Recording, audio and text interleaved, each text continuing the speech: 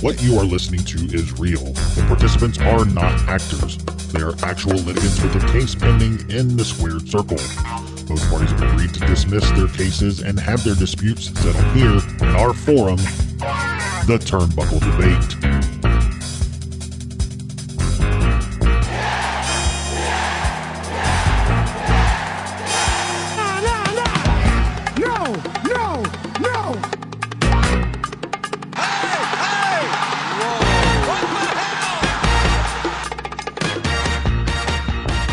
Hey everyone, welcome back to the Turnbuckle Debate. My name is Sneed. I'm Chad. I'm Tom, the OG Fig Kid, the staple of the Turnbuckle Debate. And our special guest, returning guest, friend of the show, Colton Jessie. What's going on, man? What's going on, fellas? Good to be back. Thanks for having me. Good to have you back, man. We had a blast last time. We knew we had to do it again, and it's awesome to have you back. Awesome. Glad to be here.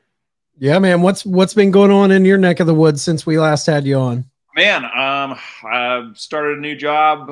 That's going pretty well. I think I talked about a mullet competition last time I was on here.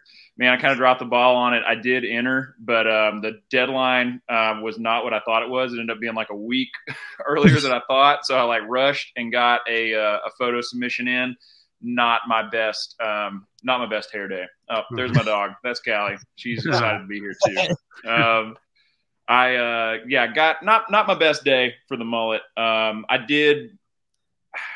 made it to the top 500, but I didn't make it past that round. So we'll get them next year. So yeah, man, there's always next year. Got to keep it going because that's definitely more than a top 500 mullet. Oh, thanks, brother. I appreciate it. Yeah, it was a little flat on top that day. I mean, I'm coming up on a year of having a mullet. I've always had hair down in the middle of my back, and long story short, I got COVID real bad in 2020, got pneumonia with it simultaneously. I was hospitalized for a week. And when I got home, a lot of my hair fell out just from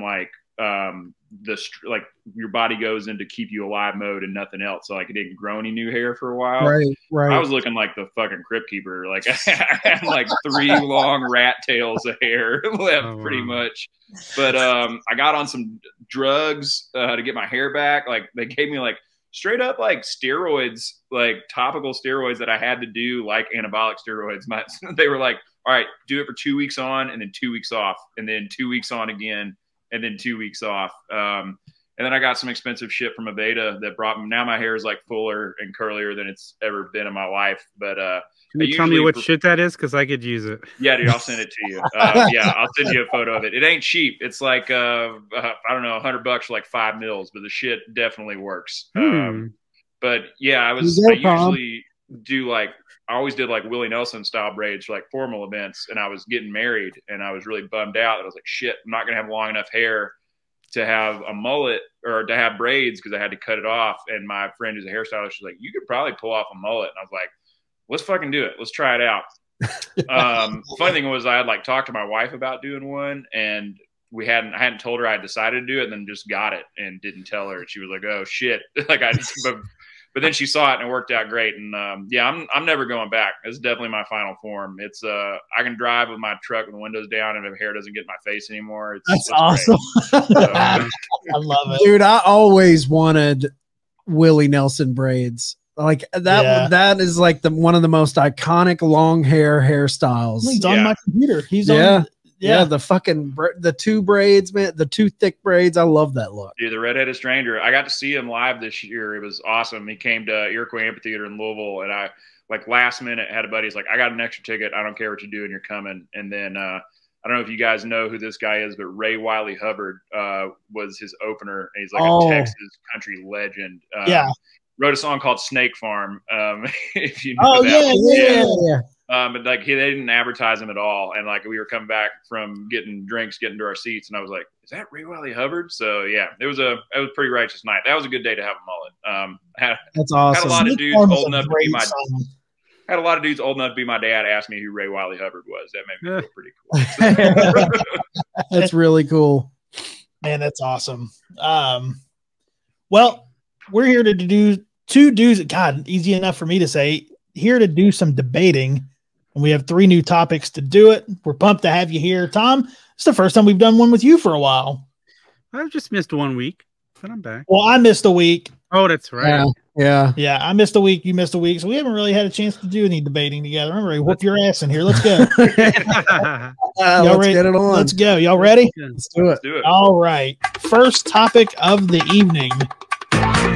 With the Sarah Logan, Max the Impaler gimmick controversy in the news, did WWE steal this indie look and gimmick, or is it fair game? Man, it looks stolen to me.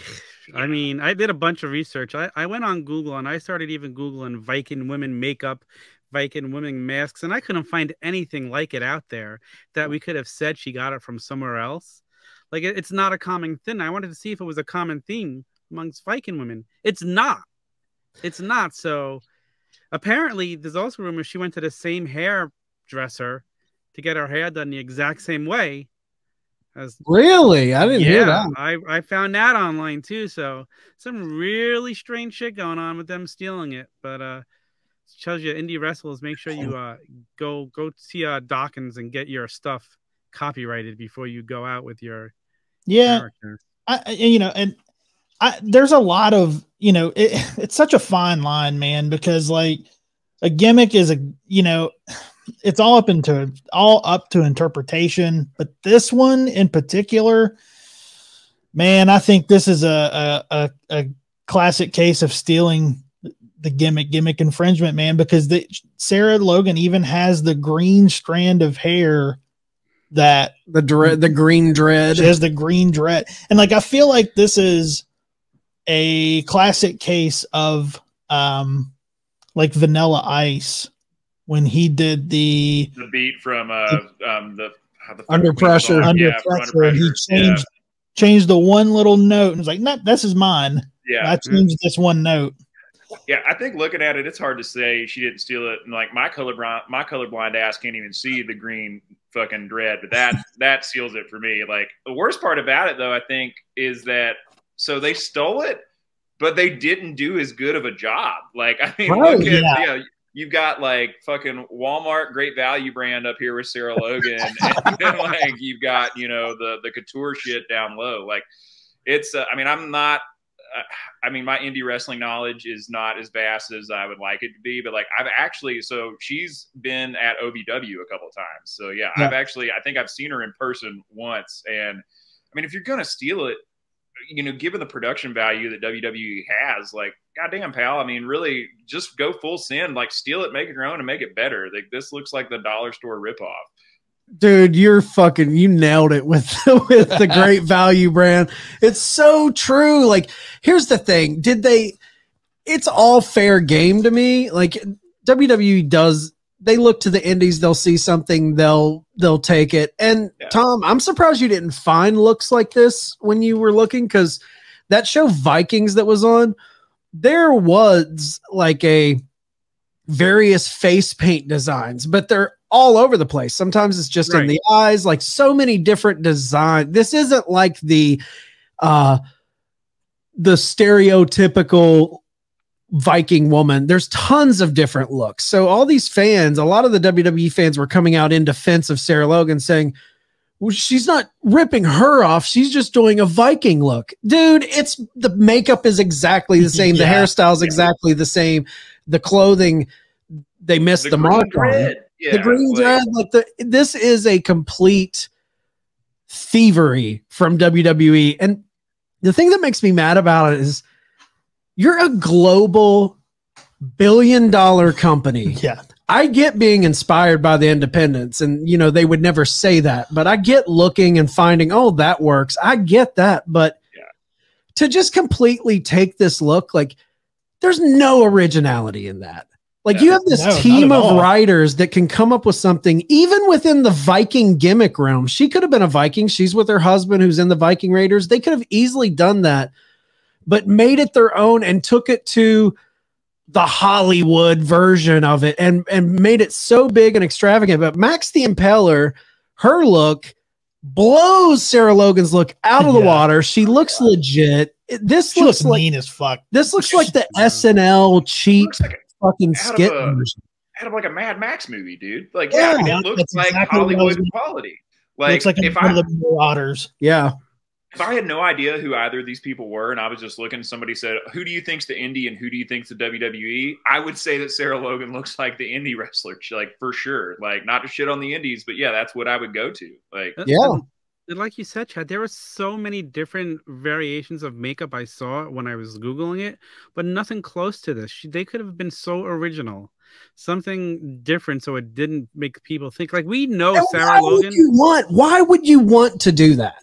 Yeah. I don't understand the psyche of WWE. Fine, you just want to pump something out, but as Sarah Logan, why do you want to? Hey, let's just do exactly what she's doing. I want to be a Viking. I want to match my tag team's gimmick, but to completely steal beat by beat, person's gimmick and not try and put your own spin on it, like that is such lazy bullshit to me. Do you think Sarah Logan brought that to them and just nobody fact checked it? I don't think so, man. I mean, I feel like Sarah Logan, like she spent some time, she's like from the Kentucky area and spent some time in like OVW herself. Yeah. Like, I feel like they put that on her. I mean, that's just, all speculation, but like, I feel like cause she spent some time in the indies herself that like, this was them and like, this is how you get back on TV. I don't think she would have chose this herself. And if she did, like, well, that speaks to her character and it's not that great. Like, right. I mean, going into this, like when you guys first sent me the topic, I was like, okay, yes, it's stolen, but I kind of think it's fair game because like it's not patented. The more we dive into it, like, no, it's not fair game at all. It's a foul. That's a huge foul. Like, also I'm with you. I'm all for it being kind of fair game, but at the same time, it's like, come up with something better. Like, it's so lazy. And the biggest thing that bothers me about it more than anything, it's the fact that you've got this big global company. They don't need this gimmick, but now when Max the Impaler goes and does shows at certain places for casual fans, they'll be like, she stole Sarah Logan's gimmick because Max the Impaler doesn't have the coverage with the casuals. So the casuals will come to think that Sarah Logan's version is the version when it wasn't. That bothers me. It's like taking perception away from Max the Impaler, who killed this gimmick first. Yeah. Well, even more controversial, like, when I was doing a little research, did Max the Impaler, like, I found her on ROH's website. Like, is she signed to ROH or she just had some pastime in ROH? I think she's had some pastime in ROH. I hope she's signed. I know she's done. Hasn't she done stuff with like Impact? I think so. Yeah, I'm going to an Impact show actually later this week here in Louisville. That's awesome. But they put on a great show every time they come through. They always do 2 days. But man, like if I was Max the Impaler, I would be super fucking hot. I would, maybe be looking into, I feel like you have grounds, like, yeah, she doesn't have it copyrighted, but like, it's blatant. Like, I feel you've got grounds to take legal action if she has the means to do so. And it's like, go get that money from fucking WWE. Like, why not? Like, they're full of it. They love to settle lawsuits. I mean, obviously.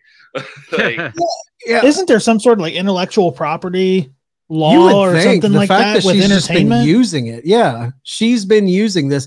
And again, guys, if you're listening to this and you're not watching, go look up the comparisons. Yeah. Because it's not two separate women doing a female Viking gimmick, and they both have their own Viking gimmicks. This is a blow by blow recreation from the paint to the contacts. Like Sarah Logan even has contacts in her eyes. The green dread is the one that's the nail in the coffin for me. Yeah, I'm with you. Yeah. When doing the research, as soon as I saw that, I was just like, it almost disgusted me a little bit. Just that it would be down to that single minute detail, and they stole that. Well, and exactly. Sorry, I did the research. I wanted to see, like, okay, this is a common thing, and they're not going to go steal it. And I was like, holy shit.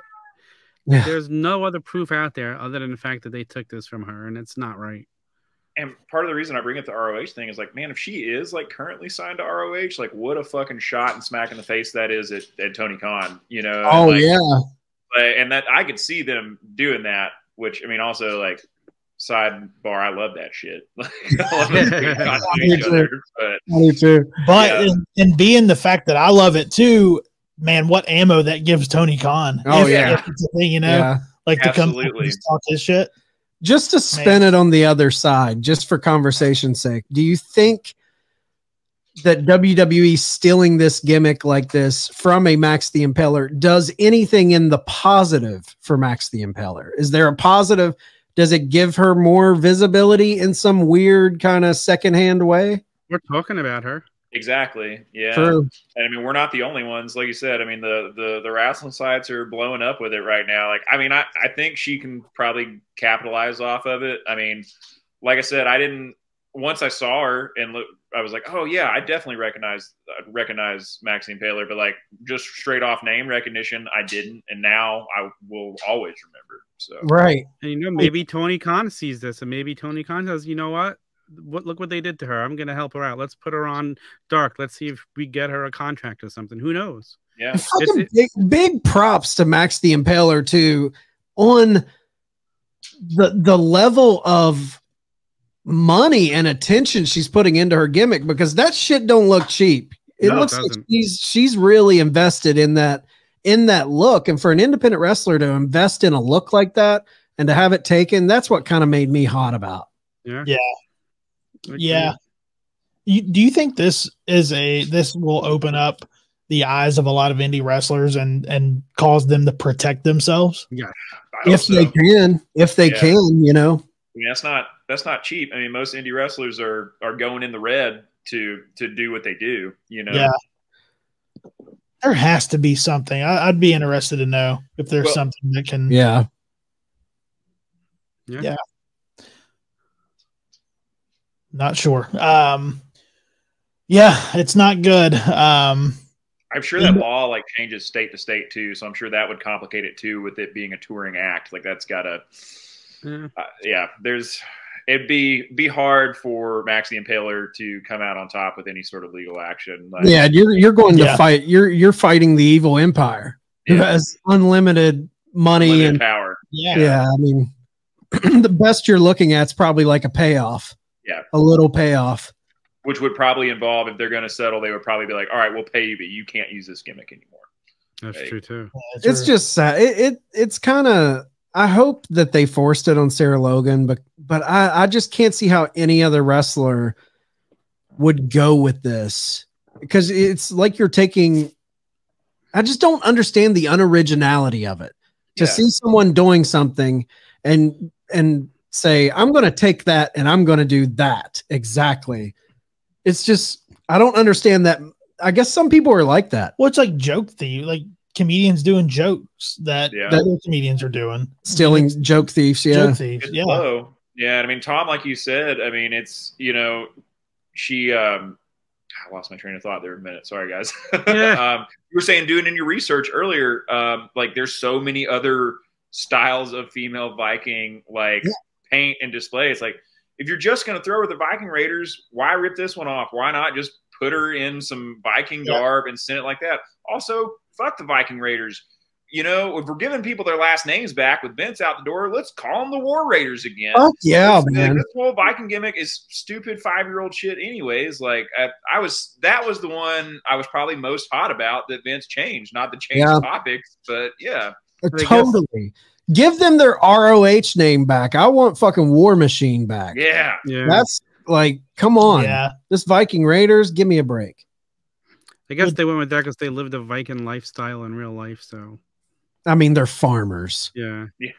Like, are we stretching from they run a farm to a Sarah Logan had a full Viking wedding to him. There's like actual images and videos out from the wedding. It's insane. They're from like Tennessee or Kentucky, aren't they? Sarah Logan's from Kentucky. She's straight up from Kentucky. That's what I thought. Yeah. They're out there giving Viking funerals to because I followed her for a while, because you know what'd she do? She was building like raised beds and things. So I was building a raised bed. So I was watching some of her videos of what she did. So yeah, I like her and her husband. Like they seem like very cool people, but wow, raised beds, man. They were building raised beds. Very, very, very Viking-ish. So Viking-ish. Come on, man. Got to be original. Yeah. Put your spin on it at least. Yeah. Fuck, you take the idea and make it your own. Yeah. Yeah. Do you guys remember the OG Fig Man? Yeah, you don't. You don't. I mean, look at her. Fucking Sarah Logan's that brown vest looks like a Spirit of Halloween. Yeah. Shot thing. Come on. That's just the makeup. Yep. Tom, you should take a lesson of this, man. I'd contact Figman and maybe apologize. Yeah. All right. Does anybody have any final thoughts on this before we move on? Do better, WWE. Yeah, for real. Man, that's just such a simple but powerful statement. Fuck, do better. Do better. Yeah. You just got outplayed by an indie wrestler. You got outdone. You hit the nail on the head, Colton, in your first salvo when you said that she's doing it better than WWE. Yeah. She's the one that looks like a Hollywood production. Sarah Logan's get up looks like a cheap knockoff. Yep, 100%. When you order from Wish. Yeah. That's Yep. All right. So we're going to move on to our next topic. Next topic of the evening. Saturday pay-per-views versus Sunday pay-per-views. Where do you guys land on this? But I'm 100% here for Saturday pay-per-views. And it is pretty much just me being older and having to get up earlier, not wanting to be tired as fuck at work on Monday morning. But, I mean, for me, it doesn't matter one way or another. I've been looking into it because I feel like the first Saturday pay-per-view I remember noticing, I think was it was an AEW pay-per-view, but it was because the justification I got is because it was in Vegas, and Vegas is a Saturday night town. Like, they don't, they do all their fights, everything. Well, I think a lot of the fights are on Saturday as well. But, like, I don't know, man. Maybe it's just call me old and lame, but, like, I'm much more stoked about – I can't tell you how many times, even a good, compelling AEW pay-per-view, like, I fucking fall asleep in the last few minutes of the main event and have to go back and watch it Monday afternoon because I got to be at work at 6:30 in the fucking morning. Like, I would much rather just stay up late and, do my thing on Saturday and enjoy it to the fullest and not have to have the Sunday scaries. I'm like, oh shit, I got to get up in 5 hours after this goes off the air. Like, dude, we're just a couple fucking old assholes because I feel the same exact way. Like, I love the tradition of, WWE Sunday night pay-per-view. I like the idea and concept behind it. It's how it's been done. They've been flirting with Saturdays a little bit too, I think, but Saturdays are great because I don't have the Sunday scaries, especially, and I can totally tap into drinking a little bit. Yeah. Sundays, it's not like I'm going balls out on a Saturday, but on Sunday, I feel like I hold back. I can't have too many, or, I can't. Saturday, I'm like, man, I got tomorrow off. I can sleep in. Exactly. It's the best. I think the only reason AEW does Sunday, or the reason they started doing Saturday pay-per-views, I believe, was because Tony didn't want to compete with the NFL.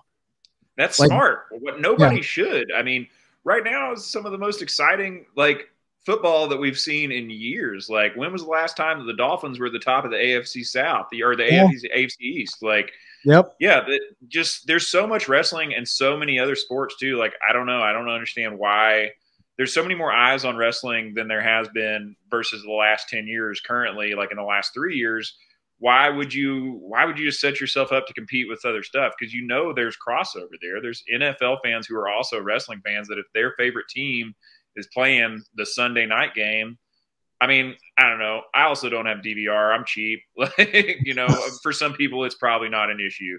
But I don't know. For me, I'm all for it. There's nothing that I watch on Saturday nights that, like, I have to see ever. And if there's a pay-per-view on a Saturday night, it's not going to start till 8 o'clock. You need to go have dinner with your wife. You can do that and still get home and catch that pay-per-view or start it a half hour late. Like, I'm all for full migration to Saturday pay-per-views from all promotions. So we have ourselves a debate because I'm the true old guy here, as Chad pointed out on open mic quite a few times on Marco's show last week that I laughed every single time. But give me Sunday pay-per-views all night. Really?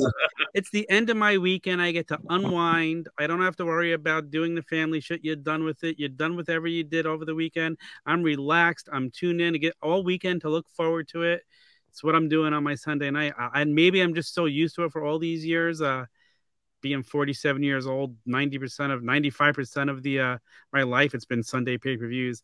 I can't, like, I just enjoy the Sunday night unwind. Don't have to worry about doing anything else. There's not much TV on other than like during football season. There is. Sunday's HBO night. That's when me and the girlfriend are watching the HBO shows. True. I like the Sunday nights. I'm just unwinding. I'm watching it, and I don't get up early on Mondays though. But I work in the afternoon. There you go. There it is. What time do you work on Mondays? I don't work on Mondays. Okay. Can you take him out of this stream? This motherfucker doesn't even have a fucking argument here. Let's be fucking nice, pal. I'm in the building at 6:30 a.m. Thank you. 7:30 here. Yeah. Thank you. 7:30 here. First one in the building every day. But my wife works Mondays and she prefers the Sunday nights also. Okay. While fucking Tom's snoozing. Dreaming of fucking LJNs and Mattel Ultimates, and motherfucker doesn't even work on Mondays. What a 1% Tom over here. How is it at the top, bud? Man. What do you think, Sneed? Saturdays. Give me Saturdays. I don't have to worry while I'm watching. I don't have to sit there and calculate how much fucking sleep I'm going to get. Yeah, I don't have to sit there like, man, is this going to go off at midnight? Because that gives me 1, 2, 3. Like, I don't have to do that. I got to drive home. It's 30 minutes. Like 30 minutes home, 30-minute wind down, get in bed. I'm going to get 4 hours of fucking sleep. At best. Plus, AEW will do that shit to you, man. They'll have one that'll end at 11, and then the last one they had on a holiday weekend didn't go off the air till like quarter after midnight. And I'm like, damn, I don't have to work. Yeah. I booked my parking for Full Gear this weekend. And it was till midnight, and if it goes after midnight, you have to pay extra. I'm like, fuck, I got to add extra time on now because there's no way I'm getting out of there by midnight, and I don't. I hope they charge you more. It cost me $2 to book it early, $2 extra to book it now. Do you, when you have a pay-per-view, do you have people over, or is it just? Yeah. But when you get them, most of the time, is it just kind of you and the wife watching, or you? I have a friend from work come over who watches, especially the AEW ones now. Okay. And again, you still we like work Sundays. in a casino, so our schedules are. Just speaking for me, a Sunday pay-per-view, usually, like say the Rumble or something, if I'm watching a Sunday pay-per-view, it typically turns into a more low-key watch. Like you're just kind of hanging out watching it. You might get a little food, but Saturdays feels more like an event. People over, pour some drinks. So it's the vibe of the hang is different. A Saturday hang for a pay-per-view is different than a Sunday hang. Well, I looked it up too, and this kind of explains, because of how old Tom is, it kind of explains it. Because I looked up the why the Sunday pay-per-view was a thing for wrestling, and it said that it's left over from the 80s when boxing got precedent over wrestling, and boxing events were on Saturday. Okay. Great points, Sneed. So wrestling was always relegated to the Sunday night because boxing was more important. Boxing was more important, and it's been that way. It just never really changed from there. So it makes sense, because Tom, you were what, 20 in 1980? I was 5 in 1980. Yeah. So people back then would rather pay to see Mike Tyson knock someone out in 5 seconds rather than Hogan. Yeah, they'd rather see Lennox Lewis and George Foreman.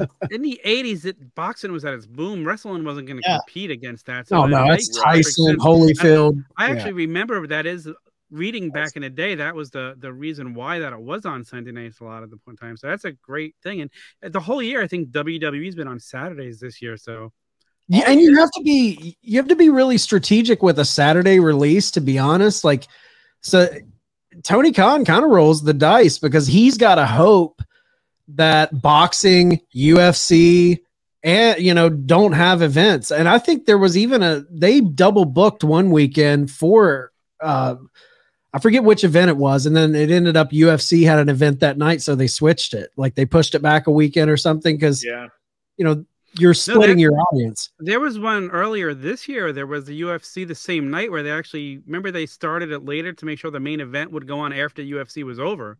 Yep. So, yeah. But I wonder too, like, more people I would think are home on Sunday night to order a pay-per-view, whereas on a Saturday you're going to get more groups together and you're going to get less buys that way. I wonder if that's taken. I think that was the Canelo fight that they did that with.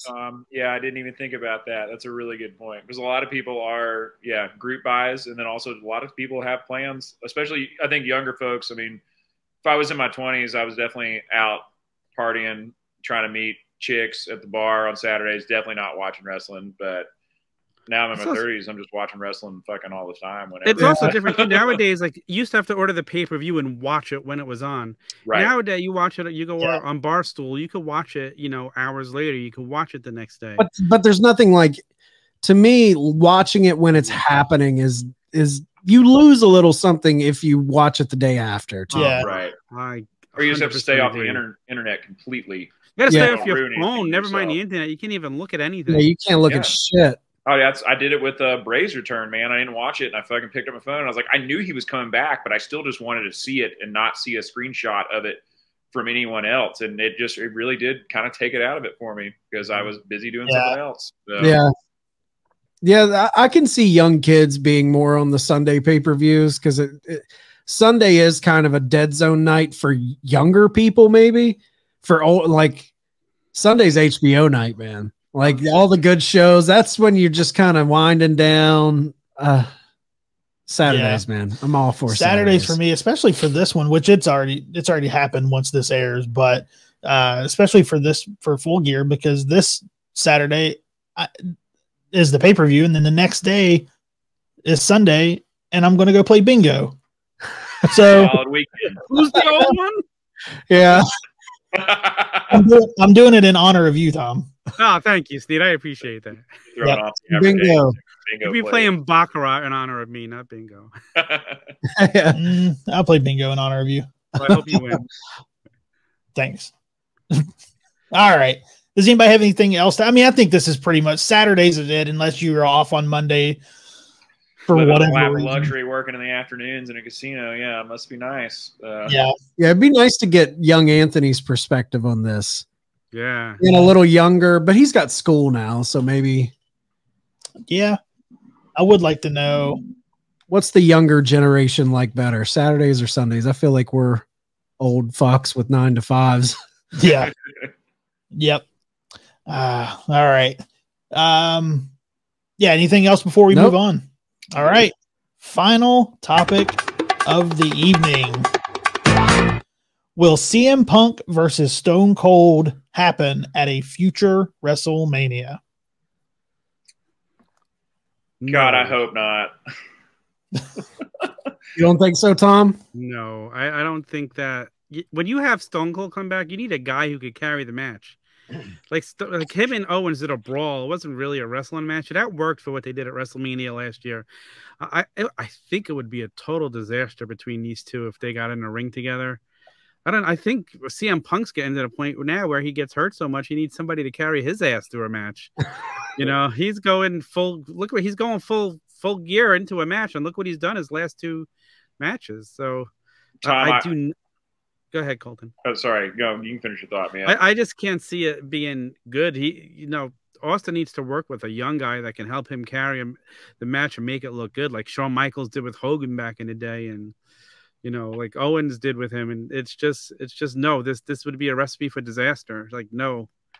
I 100%. So I agree with you that I think it would be a disaster. I think that it's probable that WWE would do it. I don't put it past them at all to just see the dollars, see the zeros in that figure and be like, oh, fuck yeah, we're doing that. Because everybody's going to watch it. People would watch it even to see it be bad. But, like, you're 100% right, Tom. Like, I was, full disclosure, I was not an active wrestling fan during Punk's heyday in either ROH or WWE. So, like, most of my experience with Punk in real time has been in AEW. So, like, before the scrum and all the bullshit of him being what he is, I didn't see a match from him in AEW where he didn't have at least one point where it's like, oh, brother doesn't have it right now. Like, he's out of gas. He is blown up. He's gotten hurt almost every single match he's had, and he's had less than 10 marquee matches since he came back to AEW. Like, there's no way it would be good. I mean, I'm going to go ahead and say the opposite. I think, yeah, they might actually do it. I'd say there's probably especially the way they're stirring it these days. I saw a video, I guess it was an older interview between Stone Cold and CM Punk this week, where he's like, I'm not here looking at your watch, but I see you looking at my belt. I mean, yeah, the promos would be fucking incredible, but it's too late, man. Stone Cold did all right with the brawl. Like, it didn't break my heart. Stone Cold is, debatably my all-time favorite, and I was really worried about his match with KO. But you're right, it was more of a brawl. It was better than what I was hoping it would be, which is great. But, I mean, this would be worse than fucking Undertaker Goldberg in fucking Saudi Arabia, dude. I don't know if it would be worse than that. Come on. I mean, it has the potential to be just as bad, at least. DX versus Brothers of Destruction. Oh, my God.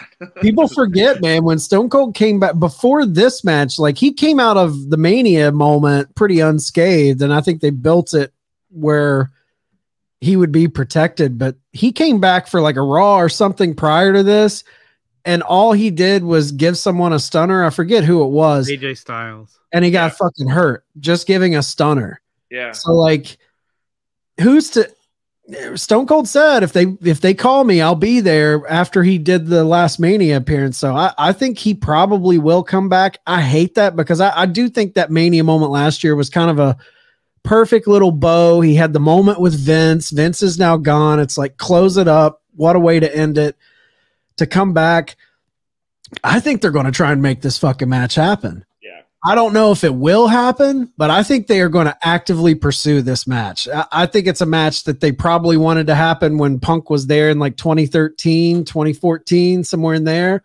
But, like, and I feel like it's more of a dream match. I feel like it's more of a, I don't think Triple H, or at least I hope in my heart that Triple H is not the one who's driving this. I see this is a Nick Khan decision, being like, oh yeah, fuck yeah, we got to get those buys. But I mean, do they need the buys? That's the thing. I don't understand how buys work for them anymore now that it's on Peacock or the network. Like, but I think I'm with you, man. I think I'm with you, Chad. I think they'll try to do it. I think they'll try to book it, and I think unless they do something similar to how they did with Owens and Stone Cold, it'll be a damn disaster.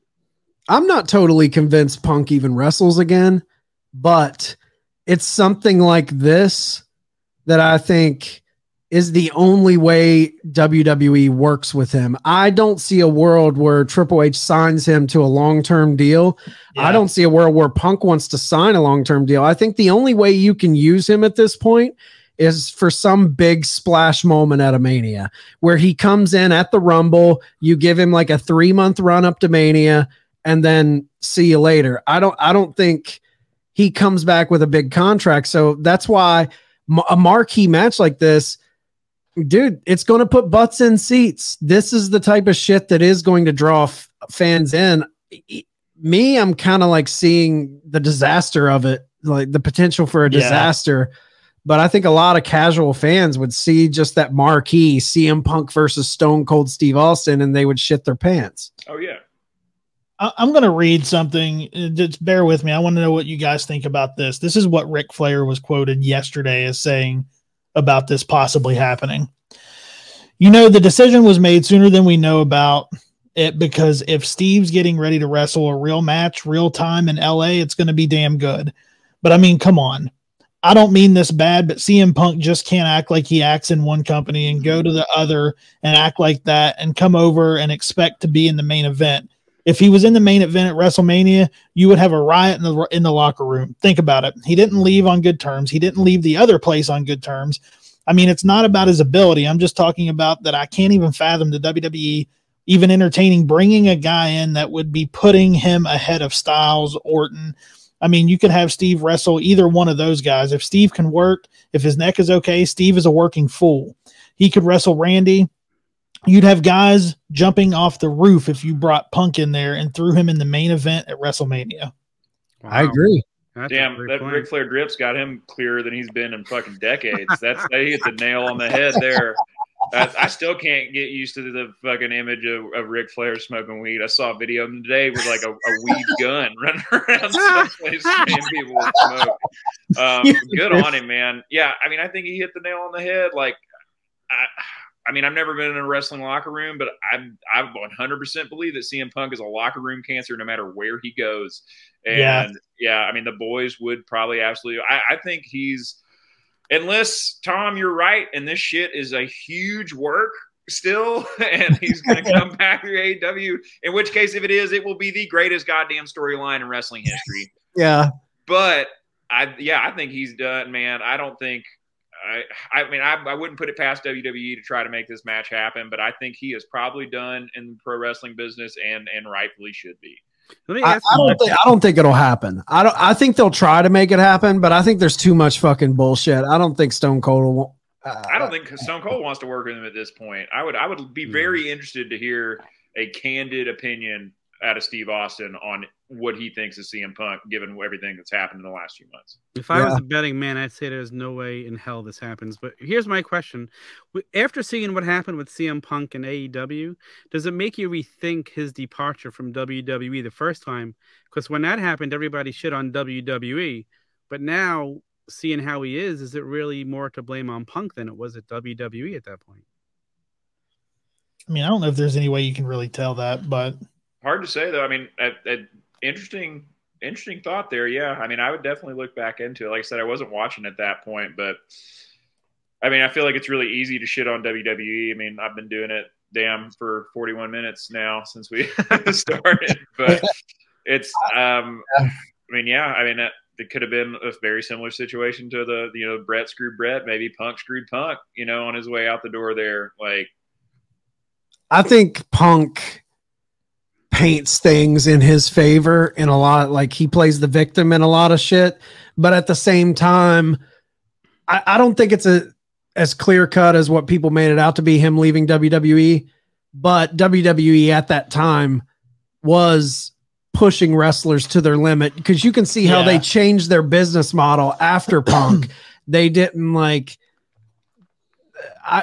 just reading reports, you heard that it became easier to take time off after Punk when going through a lawsuit saying that they were working him as he was injured. So I think like seeing that their business practices changed a little bit post Punk makes me think that there's at least a little validity to what Punk said.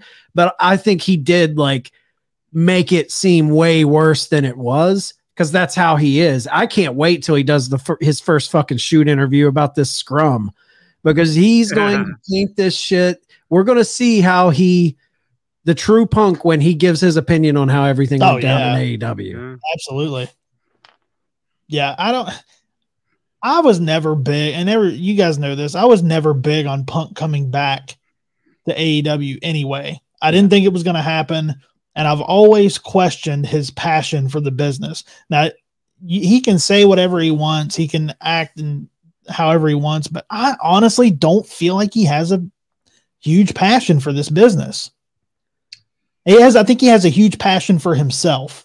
Yeah, for sure. Yeah, most definitely. And I don't think he has it for his business. He has a passion for himself in the business and how he feels the business should be.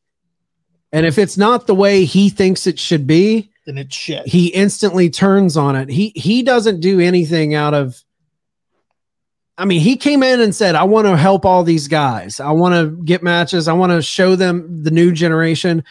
But his words and his actions never met up to me. Right. So, yep. I don't know. Do you guys want to see this match? No, I don't, but I will absolutely fucking watch it if it happens. It'll be like a car wreck that I can't look away from. And like I said, I'll be here for the promos, because I'm sure the promos between the two of them leading up to it would be absolute fire. Like when I saw that old video of them in that interview from years back talking about, I'm not looking at your watch, but I see you looking at my belt.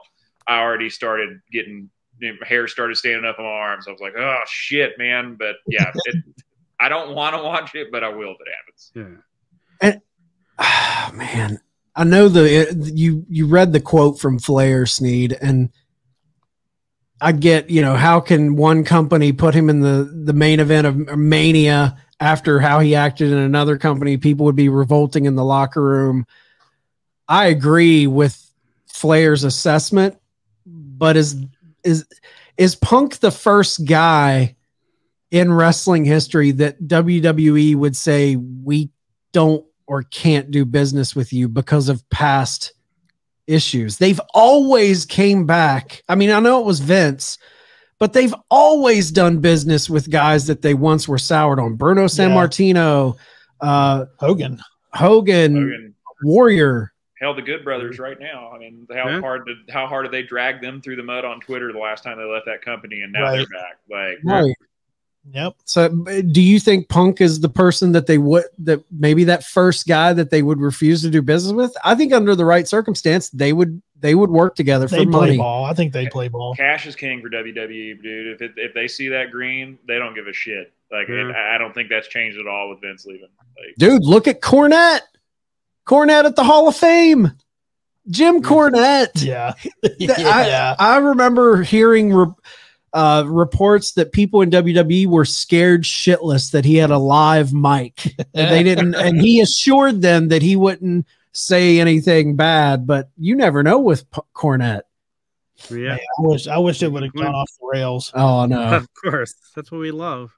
Hey, listen, we're getting a whole nother media scrum on Saturday, or it happened this past weekend, so I think they got that buttoned up. Yeah, now. I don't think we'll have that issue. I don't think we're gonna have part 2 of All Out.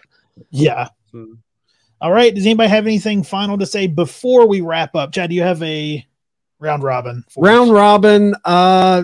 Just we're the Monday after Full Gear is when this drops. So give a bold prediction for Full Gear, and the listeners, as they're listening to this, they can see if we're right or wrong because Full Gear's already happened. So anybody have any bold predictions? I'm going to do a fun one. I'm going to say MJF does not win the title. Okay. Oh, okay. I'm going to say Regal turns on Mox and helps MJF win the title. Wow. Okay. I'm going to say, I mean, it's not super bold, but I'm going to say House of Black. Not only the Bucks and Kenny and come back, but I think House of Black is going to come back in a big way at the pay-per-view. Who's acclaimed fighting? Who are the titles on the tag Swerve titles? in Our Glory. Swerve in Our Glory. Swerve in Our Glory. Again. Yeah, okay. I was gonna try to do a bold one there. There's no way if they put that shit back on Swerve in Our Glory, I'm gonna be hot. Man, I don't know how bold it is, but I mean, I think we might see the shit between Yuta and Danielson come to a head. I think we're gonna see, and I think MJF is going to be champion, and that might spur the end of Blackpool Combat Club. We might see it at Full Gear. I think we see it all fall apart. And with Jericho and Guevara in the same match against each other, that's going to be a fun thing, seeing what's going on. Yeah. But real quick, I texted young Anthony while we were talking to ask him which pay-per-views he prefers, and he said, "I've grown up with Sunday pay-per-views. They feel more special." So. All right. Well, the old man and the young man both like Sunday banding together. They average our age together, and we're like 35. They're banding together. Yeah, it says a lot about me, Sneed, and Colton that we don't have much going on in our lives for our Saturday night to be okay with giving it up to a wrestling pay-per-view. Yeah, I just don't like being tired. Yeah, I think you could sum up that entire question with that statement right there. I don't like Monday. I'm much more down to be tired at work on like a fucking Thursday because I went to a concert. Like being tired on Monday's already hard enough, man. I'm not trying to be just. And you're kicking your whole work week off in the hole. Oh yeah, instantly. I'm coming in cranky as shit. Like it's not good. It just sets you up for failure. Yeah, honestly, that's a great point though. I've been tired on Thursdays for the past 2.5 years. So. Yeah, I'm used to that. Man, this has been a lot of fun. Colton, tell everybody where they can find you. Man, you guys can find me at mullet.mania on Instagram. There's some dude with just mullet mania with no dot in his name that only has like 11 followers. I'm going to try to get that from that motherfucker. But either way, yeah, you can find me there. I'm pretty much absent on all other social media. But yeah, love Instagram. Holler at me. Thank you guys for having me. I absolutely love being on the debate. I'll try to call in and get another hill to die on the flagship here shortly. Too. Yeah, man, give us one. That first one popped us huge. Dude, that was great. Dude, I love that.